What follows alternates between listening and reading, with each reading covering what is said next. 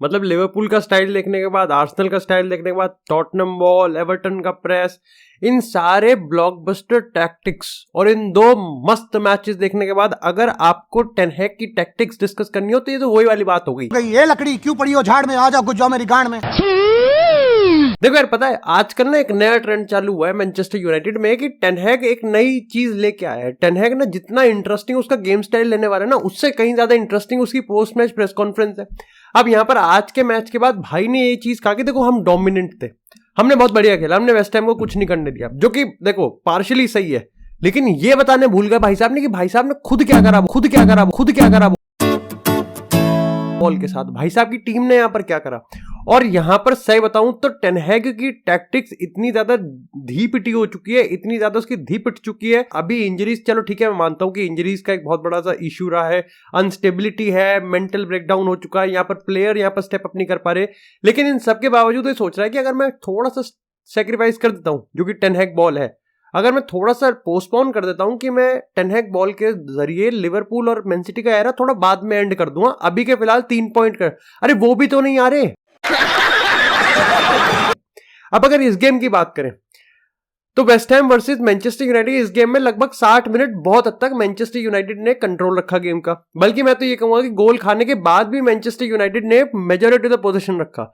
अब यहां पर आप डिबेट कर सकते हो कि ये मैनचेस्टर यूनाइटेड ने अपने डोमिनेंस की वजह से करा कि यहां पर वेस्ट हैम की स्ट्रेटजी हमेशा रहती है, वेस्ट हैम चाहे होम हो अवे हो, लेकिन उनका जो ओवरऑल पूरा मोटो रहता है, गेम का डेकोरम रहता है, वो इस हिसाब से रहता है कि उनके प्लेयर रंझे हुए हैं डेविड मोइस की इस स्ट्रैटेजी में कि काउंटर अटैकिंग फुटबॉल खेलना है। उसमें चाहे आप पाकिता की बात करो, उसमें चाहे आप सूचेक हो गया, या फिर अगर हम बात करें कुडूस, इन सब की अगर आप काउंटर अटैकिंग और बॉल प्रोग्रेसिंग की एबिलिटी देखोगे, यूनाइटेड का एक भी प्लेयर ऐसा है नहीं। और रही बात टेन हैग की इस चीज पे बात करना है कि हमने बहुत बढ़िया खेला, हमने वेस्ट हैम को कुछ नहीं करने दिया, और वो जो एक चीज इंफसाइज बार बार कर रहा है, मैं ये नहीं कहूंगा कि वो प्लेयर को ब्लेम कर रहा है, लेकिन मैं ये भी कहूंगा कि वो अपने सिस्टम की अभी भी रिस्पॉन्सिबिलिटी नहीं ले रहा, क्योंकि अगर वो ये कह रहा है कि मार्कस रैशफोर्ड भी गोल स्कोर कर सकता है, गार्नाचो भी गोल स्कोर कर सकता है, हॉयलैंड भी गोल स्कोर कर सकता है, यस सही बात है, गार्नाचो ने चांस मिस करा था जो कि बहुत हद तक मार देना चाहिए था, और जिस तरीके से उसमें कॉन्फिडेंस है, जिस तरीके से वो खेल रहा है, आई थिंक यूनाइटेड के सारे अटैकिंग लाइनअप में मैं गार्नाचो को पिक करूंगा कि तेरे को तो मार ही देना चाहिए, तेरे पे तो अच्छा कॉन्फिडेंस है, लेकिन छोड़ दिया, ठीक है। यहां पर एंटनी की बात करें, ही इज बीइंग वेस्टफुल, लेकिन क्या ये बात भी सच नहीं है कि एरिक टेन हैग का अटैकिंग पैटर्न की बात करें या ओवरऑल स्ट्रक्चर की बात करें, वो भी कोई खास हेल्प कर नहीं रहा। मतलब यार देखो, अगर आपके प्लेयर्स यहां पर अगर ये तो वही वाली बात होगी कि लेवेंडोव्स्की को लोग ब्लेम कर रहे हैं क्योंकि वो गोल छोड़ रहा है, जो कि सही बात है, लेकिन क्या लोग जावी को ब्लेम नहीं कर रहे? क्या यहां पर जावी को नहीं पता कि उस पर प्रेशर आए? क्या यहां पर बार्सिलोना का अभी का रिजल्ट क्या मैनचेस्टर यूनाइटेड से भी खराब है? क्या यूनाइटेड इस चीज को भूल गई है? क्या टेन हैग इस चीज को बिल्कुल ही भूल गया, या फिर बिल्कुल ही फ्री हिट समझ रहा है कि मैं तो सैक हो ही नहीं सकता? यूनाइटेड के अगर किसी भी एंगल से रिकॉर्ड को उठा के देख लोगे तो वो सही में शेमलेस है। चाहे हम बात करें कि 4 मैचेस आप जीते नहीं हो और चारों मैचेस में आपने गोल भी नहीं स्कोर करे, -5 का गोल डिफरेंस लेके आप यहां पर टॉप 12 में सबसे पीछे हो और 15वें स्थान क्रिस्टल पैलेस के साथ हो। इसके साथ ही अगर यहां पर अगर हम जेरार्ड बोवन की बात करें तो जेरार्ड बोवन के इस प्रीमियर लीग कैंपेन के गोल्स यूनाइटेड के स्टार्टिंग 11 से ज्यादा हैं। इससे शर्मनाक बात क्या हो सकती है? ऐसे में यहां पर यह चीज तो कंफर्म है कि भाई यूनाइटेड का अटैकिंग पैटर्न बिल्कुल ही खराब है। यस, यहां पर आपने अपने नए अकेडमी प्रोडक्ट को आपने लाया, आप कोबी माइनो को खिला रहे हो, आप चीज समझ रहे हो, लेकिन अटैकिंग पैटर्न्स में आप बिल्कुल भी यहां पर चेंज नहीं कर रहे। आपका सिस्टम अभी वो ही था, आपने वेस्ट हैम के अगेंस्ट लगभग 60-50% का पोजीशन रखा, लेकिन आपने उसका क्या करा? क्योंकि आपके अगर सेंट्रल प्रोग्रेशन की बात करें तो कौन था प्रोग्रेस करने वाला बॉल को? वहां पर लुकस पाकेता है, वहां पर ठीक है मैं नहीं हूं, लेकिन वहां पर बाकी प्लेयर्स है जो कि बॉल को प्रोग्रेस कर पा रहे। जब भी उनको मौका मिल रहा था वेस्ट हैम कुछ ना कुछ कोशिश कर रही थी, और इतने चीजों के बाद भी, इतने कम पोजीशन के बाद भी अगर उन्होंने इतना सही चांस क्रिएट करा। यहां पर यूनाइटेड के अटैकिंग पैटर्न और यूनाइटेड के डिफेंसिव स्ट्रक्चर की बात नहीं करेंगे तो किसकी करेंगे? रासमस हॉयलैंड की बात करते हैं। रासमस हॉयलैंड की अगर हम बात करें या फिर यूनाइटेड के पूरे अटैकिंग लाइनअप की बात करें, एक बहुत बढ़िया सा फैक्ट बताऊंगा। इस पूरे सीजन अभी तक के जितने भी 3-4 महीने में जितने भी गेम हुए, गार्नाचो ने हॉयलैंड को सिर्फ 5 सक्सेसफुल पास दिए हैं और एंटनी ने भी इतने ही दिए। एंटनी का तो मेरे को हिसाब ही समझ में नहीं आता, ये क्या है भाई? ये बाकी के टॉटनम के वाले करते हैं तो समझ में भी आता है, उनका गेम भी एंटरटेनिंग होता है, फिर उनके रिजल्ट भी आ जाते हैं। ये एंटनी क्या कर रहा है? और स्कॉट मैकटोमिने का भी मेरे को अभी तक हिसाब समझ में नहीं आ रहा कि क्या स्कॉट मैकटोमिने जो चीज ऑफर कर रहा है कि भाई ब्रूनो को पीछे खिलाते हैं, स्कॉट मैकटोमिने आए खिला देते हैं, ये सब का सब क्या सही में चीज मैटर करता है? क्योंकि अगर आप देखो यार, सीधी सी बात है, टेन हैग इन हो टेन हैग आउट हो, वही बार बार हर हफ्ते हर मैच के बाद एक ही चीज बार बार कि आपकी टीम में कोई स्टेबिलिटी नहीं दिख रही, आपकी टीम की मेंटालिटी नहीं दिख रही। अब यार ये वही वाली बात हो जाती है कि आपका एक प्लेयर, दो प्लेयर, तीन प्लेयर, 11 के 11 प्लेयर ही बिल्कुल ही धी पिटे के दिखते हैं। लूक शॉ बहुत हद तक विट से दे रहा था, लेकिन आपका सेंट्रल प्रोग्रेशन जिस पर आप सबसे ज्यादा रिलाय करते हो, क्योंकि वही खोखला है, आपका पूरा गेम ही वही बनता है ना, आपके पास वहां पर बॉल प्रोग्रेसर है जो है। स्कॉट मैकटोमिनी की बात करें, वो आगे चढ़ा रहता है। ब्रूनो फर्नांडिस का मैक्सिमम पोटेंशियल आप निकाल नहीं पा रहे।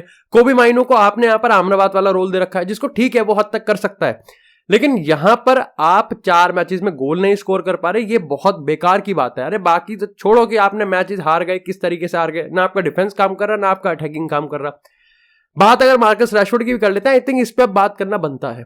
देखो मैं ये नहीं कहूंगा कि वही वाली बात हो जाएगी, डबल स्टैंडर्ड वाली बात, कि मार्कस रैशफोर्ड जब खेल रहा था तब यहां पर आप कह रहे थे कि भाई मार्कस रैशफोर्ड को बाहर बिठाओ, लेकिन मैं आप ये कहूंगा कि आपने मार्कस रैशफोर्ड को बाहर बिठाया, ठीक है, फेयर पॉइंट लग रहा था उस टाइम।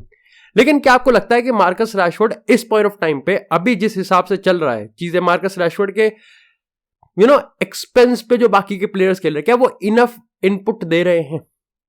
तो मेरे काफी लोग कहोगे गार्नाचो को of the ball work rate, again आपकी टीम गोल नहीं स्कोर कर पा रही, और of the ball work rate क्या सही में इतनी प्रायोरिटी पे रहना चाहिए? आप गोल नहीं स्कोर कर पा रहे, आप क्रिएट नहीं कर पा रहे। और आप में से काफी लोग कहेंगे कि यार ठीक है, वेस्ट हैम ने एक दूसरा गलती पे यहां पर कुडूस ने गोल मार दिया और पहले पे आपका डिफेंस स्विच ऑफ हो गया, इसलिए आपने गोल खा लिया। लेकिन लिवरपूल के अगेंस्ट तो आपने यहां पर गोल बचा लिया।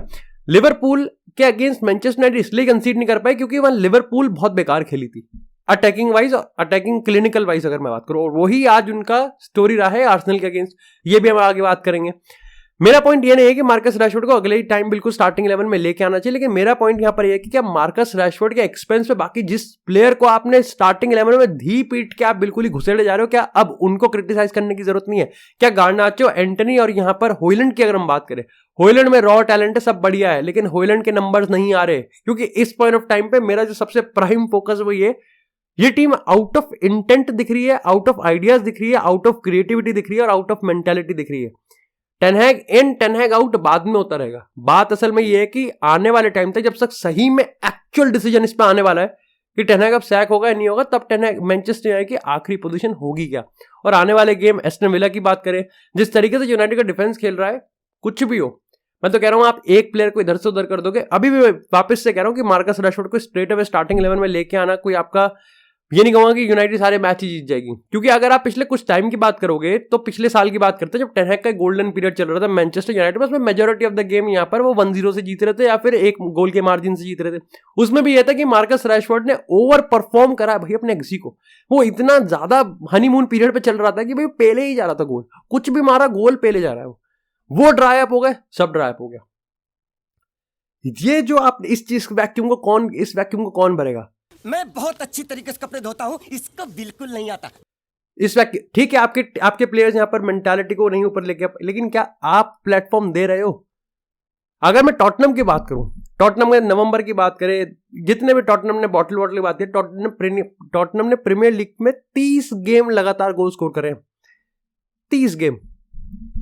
अगर मैं अभी मैनचेस्टर यूनाइटेड के रिकॉर्ड की बात करूं तो शायद से 18 गेम्स में से 7 गेम में इन्होंने ब्लैंक करा है, जो कि सबसे खराब है प्रीमियर लीग में, किसी और ने ज्यादा नहीं करा। या मान के चलो लूटन टाउन भी यही है, शेफील्ड यूनाइटेड भी यही है, बर्नली भी यही है, एंड मैनचेस्टर यूनाइटेड ने सबसे ज्यादा ब्लैंक करा है 18 प्रीमियर लीग गेम्स में। 50% गेम इस समय टेन हैग के अंडर मैनचेस्टर यूनाइटेड हार गई।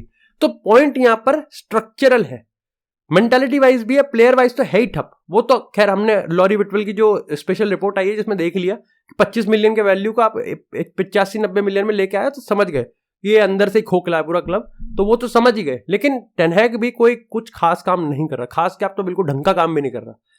लेकिन खैर इसी के साथ अगर बात करें यहां पर अगले दूसरे गेम के क्वालिटी में जो छलांग आया ना, स्क्वैटिंग हो गई बिल्कुल। लिवरपूल वर्सेस आर्सेनल के गेम की बात करते हैं, और it was just more than Liverpool versus Arsenal game. ठीक है, इसमें ड्रामा था, इसमें वो मेरे को लगता है मार्टिन ओडेगार्ड का वो हैंडबॉल दे देते हैं, फिसल रहा था, ठीक है, लेकिन उसने बॉल को अपने हाथ से हैंडल करा था तो दे देते, डेलिब्रेट लग रहा था, ठीक है, बट ठीक है, वो ड्रामा अपना होता रहेगा। उसके बाद यहाँ पर बहुत सारे हुए, ऑफ कोर्स जर्गन क्लॉप वाला तो खैर मेरा फेवरेट ही था हंसना नहीं चाहिए ऐसे। ये गेम लिवरपूल वर्सेस आर्सेनल की ट्रेडिशनल बिग सिक्स राइवलरी से बढ़कर था, क्योंकि यहां पर लग रहा था कि दोनों टीम को 90 के थ्रू आउट द गेम जीतना था। और आर्सेनल जिस तरीके से यर्गन क्लॉप स्टोरी बना रहा था कि एनफील्ड पे एटमॉस्फेयर नहीं था, आज बढ़िया दिख रहा था एटमॉस्फेयर, बिल्कुल हल्ला कट रहा था, हर रेफरी के डिसीजन पे हल्ला काटे जा रहे थे, बिल्कुल सपोर्ट था, हर एक तरीके से उन्होंने यहाँ पर एटमॉस्फेयर को 12th मैन बनाने की कोशिश करी थी, बना भी था। लेकिन आर्सेनल ने एक भी मिनट कहीं ना कहीं यहाँ पर हार नहीं मानी और एक भी मिनट अपने इंटेंट, जीतने के इंटेंट को छोड़ा नहीं। क्या वो काम करा? देखो रिजल्ट बताते काम करा, लेकिन अगेन कुछ चीजें हाईलाइट हो गई। सबसे पहले तो वही हाईलाइट होगी क्योंकि मैंने लिवरपूल वर्सेस यूनाइटेड के गेम में भी कहा था कि लिवरपूल, अगर हम यहाँ पर अभी तक की बात करें तो सबसे worst quality of chances create करती है, ये बात सही है। दूसरा डिसीजन जो मेरे को काफी बैफलिंग लगा वो ये था कि आपने साला को फर्स्ट हाफ में बढ़िया दिख रहा था, वो जिनचेंको का पेल रहा था, लिविंग पे अपना साला मैजिक चल रहा था, गोल भी उसी मैजिक से आया था। फिर आपने यहाँ पर उसको विलियम सालिबा के अगेंस्ट क्यों पुट कर दिया? क्योंकि आपको पता है विलियम सालिबा इस समय सबसे कोल्ड हार्टेड प्लेयर, उसको फर्क ही नहीं पड़ता भाई एनफील्ड हो, एनफील्ड बर्नाबाउ और कैंप न्यू इन सब का मिक्स सैंडविच हो, वो बहुत बढ़िया प्लेयर है, मेंटालिटी उसकी बहुत सही है और वो काफी काम कंपोज प्लेयर है। बट यहां पर अगर आर्सेनल की बात करें, देखो आर्सेनल में एक चीज तो है, आर्सेनल यहां पर कितना ही इंटेंट अच्छा दिखा रही है लेकिन गलती बहुत करती है भाई। बहुत चांसेस थे यहां पर Liverpool, I think second half के पहले 10-15 मिनट में ऐसा चांस लग रहा था कि लिवरपूल कभी भी गोल स्कोर कर सकती है अगर क्वालिटी ऑफ चांसेस जो क्रिएट कर रहे हैं वो थोड़ी और बेटर होती, क्लिनिकलनेस की अगर हम बात करें वो थोड़ी और बेटर होती। लेकिन आर्सेनल की एक चीज सारी आपको और करनी पड़ेगी कि शायद से सही में गैब्रियल जेसस मोर देन गोल और असिस्ट है। ये सही में आई थिंक बहुत सही चीज है कि गैब्रियल जेसस की अगर वर्क रेट की बात करें और अगर गैब्रियल जेसस के हम पूरे आई थिंक कंट्रीब्यूशन की बात करें कि जैसे अगर फॉर एग्जांपल हम बात करते हैं, अगर हम यहाँ पर रास्मस हॉयलैंड की बात करें, अगर हम यहाँ पर निकोलस जैक्सन की बात करें, गैब्रियल जेसस की बात करें, मैं कंपेयर किसी भी एंगल से नहीं कर रहा, आपको एक कंटेक्स्ट दे रहा हूँ कि बहुत हद तक इन तीनों को एक ब्रैकेट में डाल देते हैं लोग कि गोल असिस्ट वगैरह ये नहीं आते, रिचार्लिसन को भी डाल देते हैं, रीसेंसी बायस को हटा देते हैं। लेकिन अब आप एक बात सोचो, गैब्रियल जेसस इन सब में से सबसे ज्यादा वर्सेटाइल है, सबसे ज्यादा वर्क रेट देता है और सबसे ज्यादा उसका इन्फ्लुएंस भी रहता है अपनी टीम की ओवरऑल स्ट्रक्चर पे और ओवरऑल एबिलिटी पे। डेक्लन राइस ने एक बार फिर से प्रूव कर दिया कि भाई क्यों वो 100 मिलियन का प्लेयर है और ये बहुत बड़ी चीज है। इस मैच से मेरे को लगता है कि यहां पर अब वैसे कोनाते की परफॉर्मेंस बहुत तगड़ी आई थी, आई थिंक उसने आर्सेनल को एक भी मौका नहीं दिया and if I am not wrong I think Gomez की परफॉर्मेंस भी काफी बढ़िया आई थी। आई थिंक ओवरऑल सब बढ़िया था। काफी लोग यहाँ पर आर्सेनल की गोलकीपिंग वगैरह इशू पे कर रहे हैं, लेकिन मेरे को लगता है कि जो मेजर इशू है वो ये है कि आर्सेनल फिर भी लैक ऑफ क्रिएटिविटी दिखती है जब गेम बहुत एंड टू एंड होता है, और आज भी दिखा।